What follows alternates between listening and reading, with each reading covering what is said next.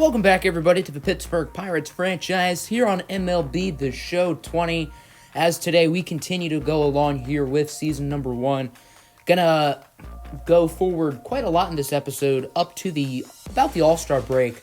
We got a AA game, a AAA game, as well as a Major League game. So a lot of fun stuff going on here.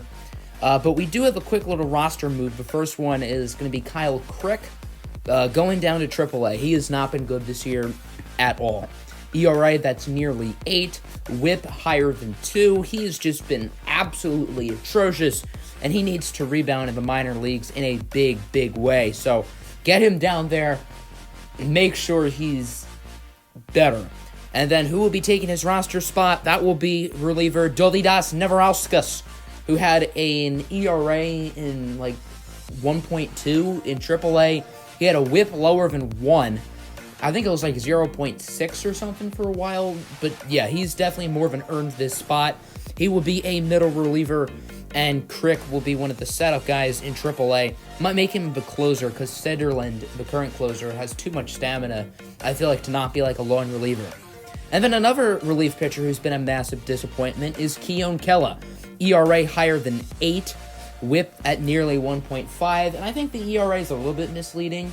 I don't think he's been as bad as the ERA shows, but it has still been a bad season for Keone Kela, and the Kela experiment in Pittsburgh has run its course and has come to an end. He is on his way out. I was hoping we'd get value for him. Surprisingly, I think Pittsburgh got really good value for Keone Kela, as, he's only 26. He is a free agent, but he's going to be going to Oakland along with backup catcher Luke Maile, who is bad, and he doesn't really have any upside at all. Just pretty much a roster body at this point.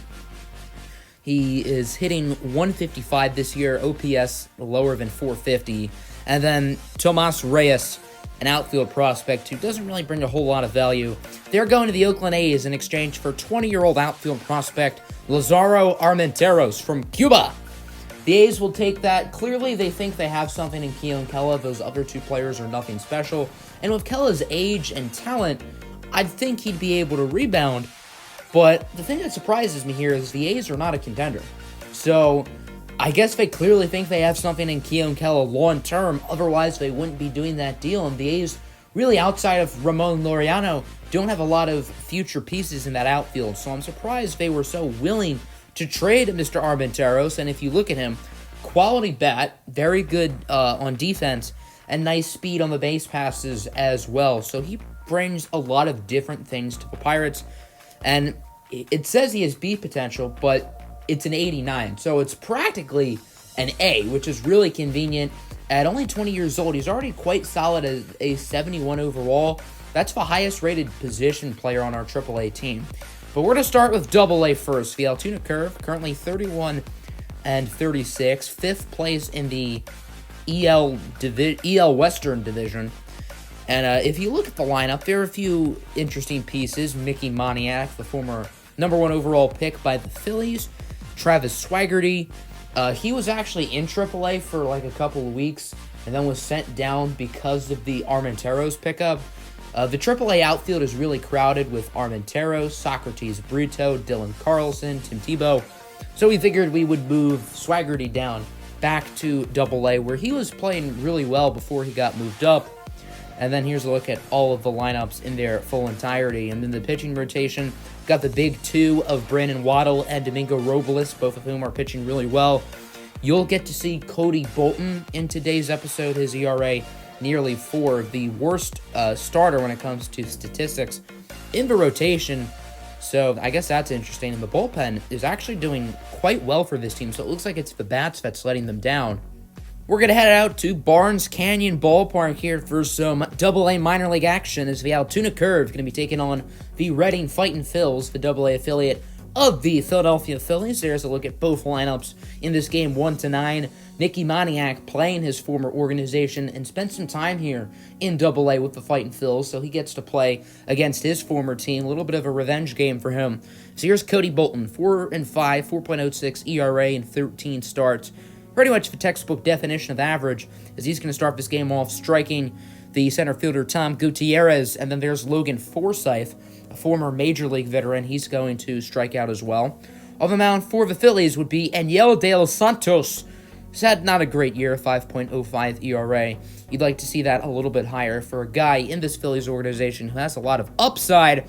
First batter of the game, Mickey Moniak, shopping gap. What a day it was for Moniak. More on him shortly, as that would be a triple.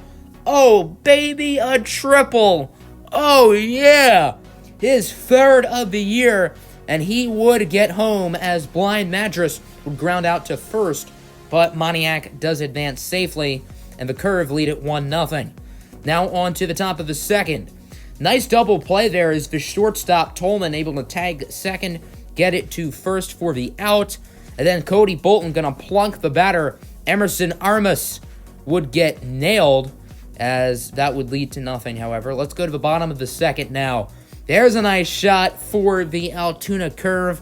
That'll be a triple, so back-to-back innings starting off with triples. That one was from the third baseman, Jesse Medrano, and Travis Swaggerty. He's going to have that one high and deep and right. Medrano will easily score on the sac fly, and the Altoona Curve will take a 2-0 lead. Here's Cody Bolton, the pitcher, now getting in on the fun, as that one goes past the glove of the center fielder Gutierrez. Everybody's going wild. Run comes home to score. Bolton will advance to third for a triple. The third triple of the day for the Altoona Curve. All three of their base hits have been triples, which is quite ironic, especially from a pitcher. And then here's the next batter, Mickey Moniak, watching that one soar over the fence. And the Curve will make it 5-0, 420 feet, 420, blaze it. And what a start to this game for the Curve. On to the bottom of the third inning now. Altoona is not done yet. Nice infield, not really a hit, that's more of an error on Jose Gomez. And then look at that play out in right field. Jose Pujols making the diving play, extending, getting the out, really doing his pitcher a favor. On to the fourth inning now. The Phils have yet to score, but that's going to change. Nearly robbed out and right by Swaggerty, but that's a home run for Nick Maton, his second of the season. And the Reading Fightins are on the board. Here's Jack Conley, the catcher now. That one goes into right. Bad play from Swaggerty, and that'll lead to extra bases as Conley digging for three, and he would be safe. So the Fightin' Phils now getting a triple on the scorecard as the pinch hitter Garlick would strike out. I think he was sniffing some garlic when he was at the plate. Addison Russ in the game here for the Phillies. Number 69, nice. As here's Mickey Moniak leading the inning off with a bang. Or actually, the second batter of the inning, sorry. Moniak going to get himself a double. And at this point in the fifth inning, Mickey Moniak is a single shy of the cycle. As the next batter, Bly Madras. It's a bird, it's a plane. No, it's a bomb. And the Curve are now up 7-1. 428 feet this time. What a blowout at this point for Altoona. They're not done yet. Here's Travis Swaggerty up at the dish. That one is awfully deep in his center, and it'll drop for a ground rule double. That's actually Mitchell Tolman, not Swaggerty, my apologies. And then Jesse Medrano, the next batter, he's going to get that one deep in the right center. It'll drop for a ground rule double. 2-run score as Elamice and Tolman will cross home plate, and that'll lead to a pitching change. Jeff Senior in for the Fightin' Phils has a nice head of hair, and the bottom of the fifth would end smoothly, as would the top of the sixth, ending Cody Bolton's day. He pitched pretty well. Let's move now to the top of the seventh. Miguel De Pozo in for the Curve. He's had a nice year, 2.15 ERA, as Emerson Armas will strike out. Armas currently has a 440 batting average, by the way. And then look at this. Nearly a double play, but instead everybody's going to be safe. And now Tom Gutierrez has quite the opportunity, and he is going to capitalize. Gutierrez gets that one into right. Run will come home to score as the Fightin' Phils cut the lead down to 7. Let's move to the bottom of the seventh. Joe Jacques in for the for Reading. He was actually starting the season with the Pirates organization, but was acquired by the Phillies in one of the trades these two teams made, as he's going to strike out Mickey Moniak. On to the 8th inning now. Swaggerty misses that one in right. That'll lead to a no-out double. Miguel De Pozo still in the game for Altoona, as Logan Forsythe rips the double, and that would end the day for De Pozo. Joel Cesar in now for the Curve, 0.47 ERA. That statistic does all the talking, but he will allow a run here as Forsythe is able to score, and that will be a triple for Reading off of the bat of Jose Pujols, and then he would score as there is Nick Matan with a single, and now it is 4-9. The Fightin' Phils getting back in this game, kind of. However, Joel Cesar would get the strikeout here in the top of the 9th. That's how this game would end. The Altoona Curve win it by a final score of 9-4. Looking at the numbers, the Reading Fightin' Phils, their offense played a little bit better as the day went along. Still not great, though. 4 runs, 9 hits, 2 errors. Home run for Nick Matan, triple for Gomez, doubles for Gutierrez and Forsythe. Meanwhile, looking at our bats, Mickey Moniak was incredible. Single shy of the cycle, multi-hit game for Jesse Medrano, home run for Bly Madris. And the offense really clicked as looking at all the extra base hits, a large number.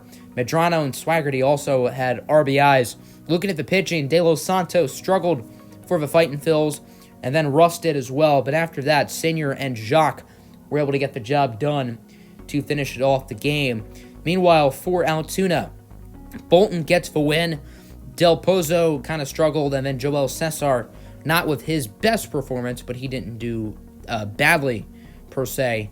As we now move on to the AAA team, the Indianapolis Indians, currently 28-40, which is dead last in the division, the IL West. Only 4 teams in the division, but they are sitting at last. The Toledo Mudhens in first.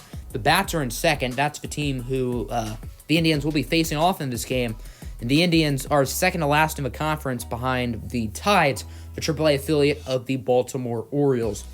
Looking at the lineup and the main players, this AAA team has a ton of talent and a ton of guys who have major league potential, including Ke'Bryan Hayes, a potential 68 overall third baseman, the only a potential prospect in the organization, not also a top 50 prospect.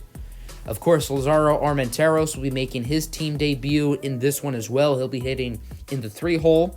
Dylan Carlson, the top prospect in the organization, acquired recently from the Cardinals. He is the number 8 prospect in the majors, 8 or 9. It's one of those two numbers. He's been flip-flopping, but nonetheless, this is the face of the Pirates minor league system at this point. And then hitting behind him at the number 5 hole, O'Neal Cruz. He's right around like the 38th prospect in baseball, also with a potential. Cruz, Carlson, and Hayes are the only 3 players in the minors with a potential, and the only other players in the entire organization with a potential, I believe, are Josh Bell and Jamison Taillon. Also, not to mention, Tim Tebow is on this team too, so that is fun. I could have had Tebow come off the bench for this game against the Bats, but I decided not to because it's Tim Tebow. And then here's for rotation. The only notable prospect really is Adonis Medina, who is a 3.6 ERA, the top in the rotation. Seems like the AA pitchers, at least the starters, are doing a lot better. And then here's a look at the bullpen. Kyle Crick will be making his AAA debut most likely today, replacing Dovydas Neverauskas, who's now at the Major League club. As here you go, O'Neal Cruz is ranked at number 38, and then Dylan Carlson is ranked at number 9. So in that general ballpark, it seems like those two guys seem to be swinging at. As we got some IL baseball, the 36-32 Louisville Bats, the AAA affiliate of the Cincinnati Reds, will be taking on the Indianapolis Indians. Here's a look at both lineups in this game, 1-9. Nice batting average for Ke'Bryan Hayes, wink, wink. As on the mound in this one for the Bats will be R.J. Alliance, 5-5, 4.31 ERA. Not terrible, but not what I would really call good by any stretch of the imagination, as he's going to strike out Ke'Bryan Hayes on that pitch. Two gone now in the top of the first, as that one is deep in the center from Armenteros, but it would be caught by Kyle Isbell. As here's Chris Stratton. Only 2 starts for the team. He's been more used as a long reliever, and he has not had an awful season, as he is going to get the strikeout on Christian Colon, the former Major League veteran. Let's move to the second now. Here's Dylan Carlson, the switch hitter. He's going to go deep in a right, 399 feet for his 9th home run of the season. And the Indians, will take a 1-0 lead. A few batters later, Will Craig getting ground into the 5-4-3 double play as the bats infield has more chemistry than a science project. Let's go bottom 2.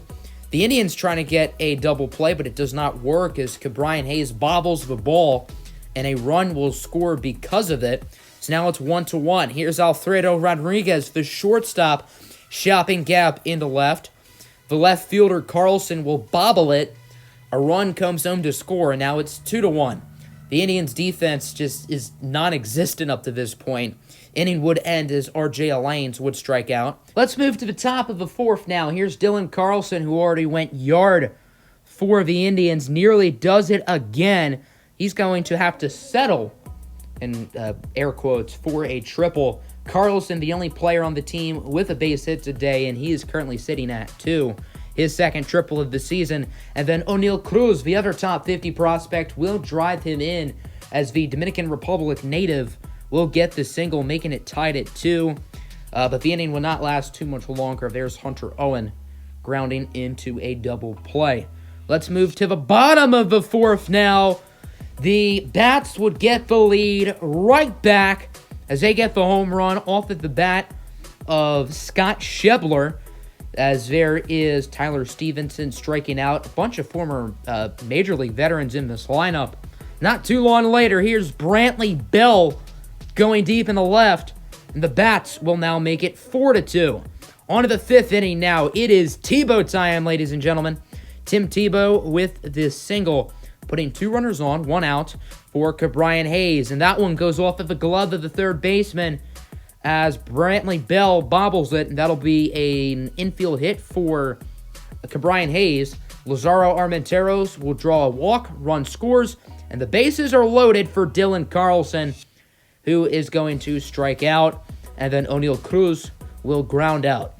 Both of those guys had big hits earlier. This probably would have been a better time to get those hits. On to the bottom of the fifth, pitching change for the Indians as Matt Eckelman in. He's sort of a long reliever role. He can pitch a few innings at a time as the pinch hitter Travis Jankowski, former Padre, will strike out. And then Phillip Ervin also going down as well. Here's Lucas Sims in for the Bats, replacing R.J. Alanes. As here's Will Craig leading off the top of the sixth. He's going to strike out. He was going fishing on that play. Let's go to the bottom of the sixth. Fiaxel Rios in for the Indians, 2.57 ERA, as Tyler Stevenson gets that one into right. Inning would end, simple 1-2-3 inning for Rios. And after a hot start for both lineups, seems like the pitching is starting to do a lot better, as Tim Tebow just gave the fan a souvenir. That bat went flying into the stands, and he would end up striking out. And then here's Lazaro Armenteros swinging at a questionable pitch, but it will drop for a single. That's his first base hit as an Indianapolis Indian, but the inning would not last too much longer as Dylan Carlson would ground out to second, and Christian Colon is able to make that play pretty easy. There's the pinch hitter striking out Rios with another 1-2-3 inning as we move on to the eighth. Jesse Biddle in for Louisville, 3.31 ERA, pretty solid season for him. As there is a play getting past the diving glove of Rodriguez for a single. But then here's Hunter Owen, who's already grounded into one double play today.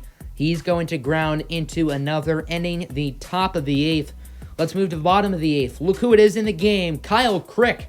His first appearance with the Indianapolis Indians after a disastrous start to the season up in the bigs with the Pirates.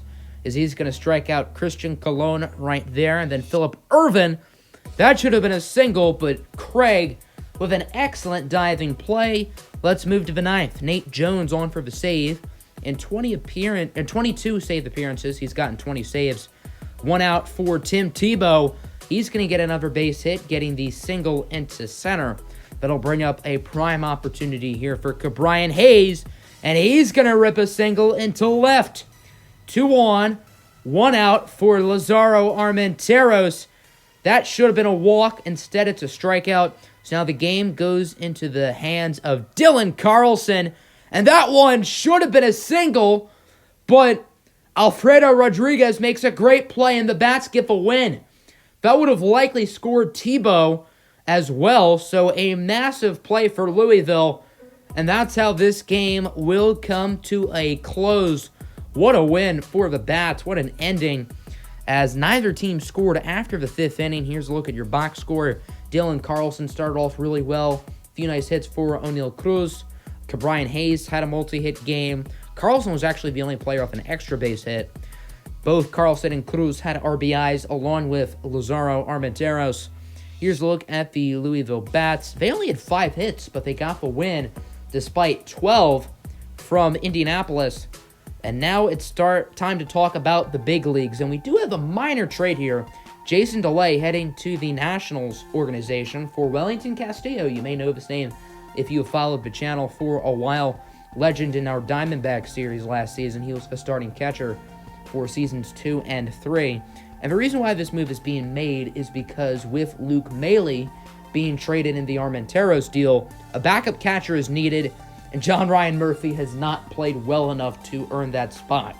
So Wellington Castillo will move up to the majors. He's not played a game in the major leagues yet this season, but now he will. He's been a journeyman. I mean, after a 5-year stint with the Cubs, he's been everywhere. Arizona, Chicago with the White Sox, with the Nationals organization, now here in Pittsburgh. But, I mean, he's been consistent. He's always had a good bat, career .254 hitter, nearly 100 home runs. He's always been a guy who you can depend on at the plate, and he will be getting the start here, fittingly, against the Washington Nationals. As Jacob Stallings, he will get the day off. He needed a day of rest, and nobody else on the team can play catcher. So here we go, Nationals Park, as the defending champions have gotten no World Series hangover, 50-29, taking on the 33-45 Pirates. Here's a look at your lineups, 1-9. Castillo sliding in at the number 8 spot. Here is Joe Ross of the mound for the Nationals, 6-5 record, but not a great ERA. He does have a nice innings count, 69 on the nose. As look at that play from Ross, letting the double play happen. Excellent defense. Let's move it to the bottom of the first. The young and talented Mitch Keller in for Pittsburgh. He's starting to pitch a little bit better, currently with a 4.25 ERA. Nothing to write home about, but for a rookie, not terrible, I suppose, as Trey Turner will strike out. And then Victor Robles down the line and fair. And the speedy Robles rounding first, headed to second for a double. Bad play in left from Jose Osuna. Not the first bad defensive play he would make, as there's Howie Kendrick striking out onto the second inning now. The rookie, Carter Kieboom, gives that ball a boom. His first major league home run, and likely the first of many. Kieboom is a highly touted prospect in this organization. I believe the number 1 prospect in the organization. He's gotten off to a really hot start in his major league career, and that home run shows you just that. And then later in the second, Jose Osuna with an absolute blunder. Run would come home to score, and Washington will take a 2-0 lead. I don't know what Osuna was doing there. That should have ended the inning. But instead, that's going to drive in a run. Here's Wellington Castillo, his first at bat as a Pirate, awfully high, but it would be caught out and right, as Joe Ross looking really good here through 3. But here's Mitch Keller, the pitcher, shop and gap for a double, and the Pirates have a runner in scoring position, an unexpected runner, if you will, in scoring position. That'll bring up Brian Reynolds, who is a contact-hitting machine, but not that time, as he does ground out to second. Let's move to the bottom of the third now. Carter Kieboom does it again. His second career home run, second home run of the day, and the Nationals will make it 4-0. Let's move to the fourth now. Adam Frazier up. What a play at third from guess who? Carter Kieboom. And that's actually going to rob the Pirates from a run as the next batter, Josh Bell, goes deep into right center, his 18th home run of the season. What a year it has been for Josh Bell, really blossoming into a superstar. Here's Kevin Newman. He's just a window shopper because he's just looking. On to the bottom of the fourth, nice diving play from Colin Moran at third base. And then a strikeout as Mitch Keller, not pitching great in this game, but a good inning, I suppose. On to the fifth inning now. Osuna up. Nice play from Trey Turner at short with the throw. And then here's Wellington Castillo. Weak hit in the left, but it will drop for a single. His first base hit as a Pirate. Will that lead to anything, though? It will not, as Keller would fly out. Maybe a questionable decision by the Pirates to let Keller stay in the game rather than go for a pinch hitter. He does strike out Juan Soto, the young superstar. And then here's Carter Kieboom. No home run, but a base hit. Brian Reynolds was charging it, trying to get the catch rather than being conservative. And Kieboom will slide into second for a double, leading to nothing. Speaking of Brian Reynolds, he would lead off the sixth inning. And that one is off the wall. And a no-out double for Reynolds. Prime opportunity for him to score as Josh Bell gonna rip a single into right. Reynolds headed home. The throw to the plate is just in time. What a play out and right. Yan Gomes applies the tag, and that one would almost rob the Pirates of a run as Gregory Polanco nearly had that one go yard. However, Michael Taylor would track it down at the warning track. On to the seventh. Here's Osuna. That ball's going puff, puff, puff because it's awfully high. Higher than J.R. Smith during Game 1 of the NBA Finals. And it, however, would be caught by Juan Soto, and that would end Joe Ross's day. Let's move to the bottom of the seventh. Dovydas Neverauskas in his second appearance this season as he's going to allow a base hit. Juan Soto nearly out at first as he could have hustled a little bit more there. And then here's a nice shot into center. Reynolds unable to get to it, and that'll be a double. Soto does not try to head home. So 2 runners in scoring position. 1 out for Carter Kieboom as he's going to strike out. Ryan Zimmerman will also strike out, both of them going down on that nasty curveball as we move to the top of the 8th. Ryan Harper in for the Nationals. No relations to Bryce, thankfully, or else this stadium would have an uproar as Jacob Hill's going to strike out. There's Brian Reynolds trying to start a little rally going. He will rip a single into right. However, Adam Frazier would just fly out, ending the top of the 8th.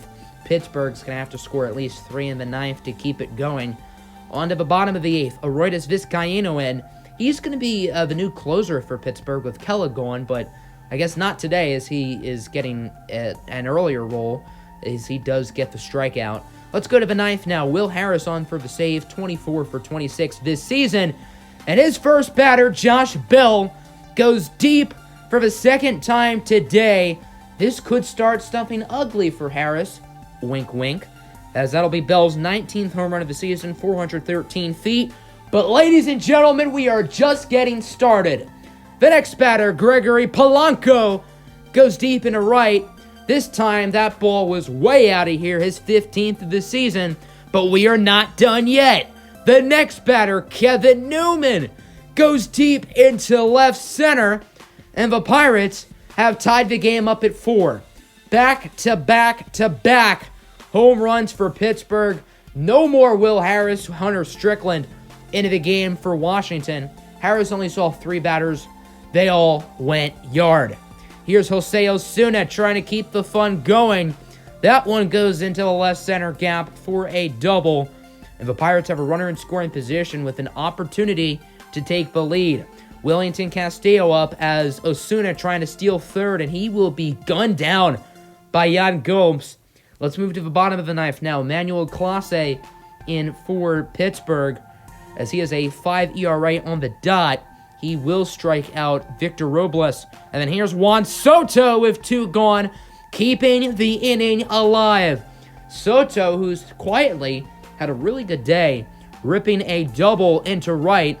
And that'll bring up quite the opportunity for nobody as the Pirates would be unable to do anything. And we move to the 10th.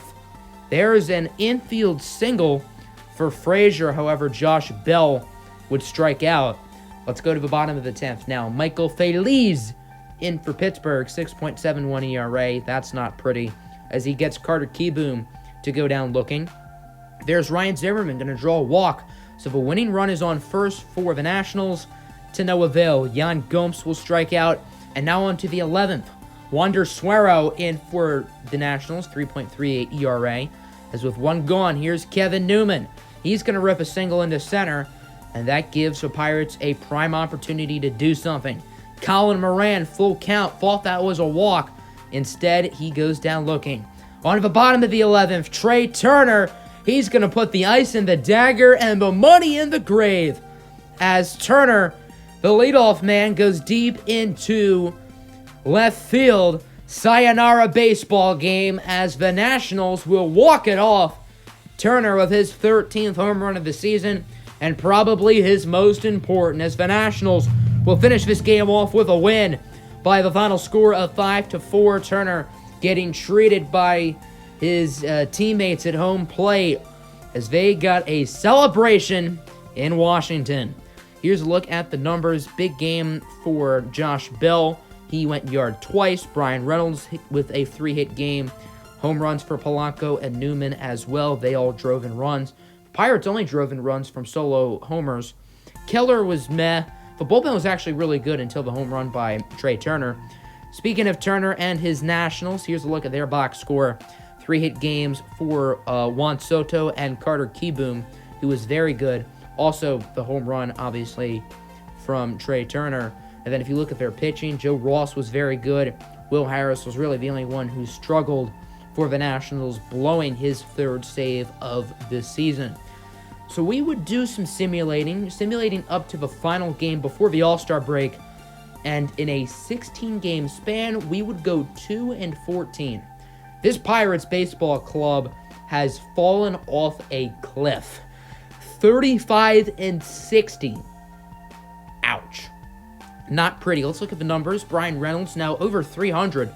Adam Frazier still right around that 250 mark. Josh Bell with 24 dingers, continuing his excellent season. Gregory Polanco with 19 home runs. He's had a borderline all-star season. Kevin Newman still at that 270 range, doing well. Colin Moran has had a pretty solid year. Osuna has been about average. Cole Tucker has been bad. I've actually considered calling Cole Tucker down. He might just need to get his act together in AAA. Stallings has been meh. Dyson, not pretty. Wellington Castillo's actually been pretty bad. Guillermo Heredia, not the best, not the worst. Logan Hill has been really good off the bench. I'm going to try to get him more playing time. And then Jason Martin, not pretty. Looking at the pitching, Chris Archer has been a little bit below average. Joe Musgrove has still been outstanding. Very nice ERA at 2.79, whip barely above 1. I looked at the All-Star votes. It's not even close. There's no chance he makes it, but, I mean, he low-key deserves it. Trevor Williams is having a nice year. Keller, he is on a cold swing. That ERA, ouch. Derek Holland not doing too well either. Robbie Erlin's still pitching well. Feliz is not doing too well. Neither is Clase. Neverauskas is not doing terrible. That's about average, I'd say. Rodriguez has still been solid, and then this Guyano has still been incredible. 1.7 ERA, that's great. Usually, MLB The Show just does not like you trading free agents. Teams just are not interested in them. But with these numbers, this Guyano could get quite the haul at the deadline, and even if not, with his team option, the Pirates will most certainly be accepting that if he does not get traded at the deadline. So, it's definitely a renaissance season for him. And then looking at some of the other numbers, Cabrian Hayes still doing well. Armentero's playing a little bit better. Dylan Carlson is red hot. 5 home runs since we started the sim. I guess 4 since I hit 1 in game. O'Neal Cruz right around 250, playing about average. And then at AA, Mickey Moniak. He was hitting like 210 with 2 home runs before I started. Now he's hitting 250 with 8 home runs. And then Travis Swaggerty has also been on a power surge. He's doing really well too. So good to see our top prospects all delivering on a high level. And then looking at the rotation, our big 2 of Brandon Waddle and Domingo Robles are both doing solid as well. I might have to give Robles the call up to AAA because he's been great. Looking at the standings, we are 10.5 games behind the Brewers, who are 4th in the division, dead last in the conference, and we had the 3rd worst record in all of baseball just behind Kansas City and Seattle. So we're probably going to get a top pick again next year on this pace. But on the bright side, Josh Bell is second in MVP. Nolan Arenado is first by a mile. Then looking at the All-Star voting, Josh Bell is first for first baseman at now finally passing Paul Goldschmidt. I'll probably do a player lock for Josh Bell in the All-Star game, and then I'm going to do a player lock for the Futures game with Dylan Carlson. The only other player who has a chance of making it is actually Brian Reynolds, but I doubt he will because the gap between him and Acuna and then him and Shogo Akiyama is way too large in votes, so I don't expect Reynolds to make it. But I do think Joe Musgrove should be getting more love. He has the tied for best pitching WAR in the National League, tied with Max Scherzer. That's some darn good company. So that is going to end the episode here. I hope you guys enjoyed. Certainly a long one, but we had a lot of things to go over. Next episode, we're going to play that game against the Reds, player lock for the Futures game and All-Star game, and then maybe another Major League game after that. Have a good one. Deuces.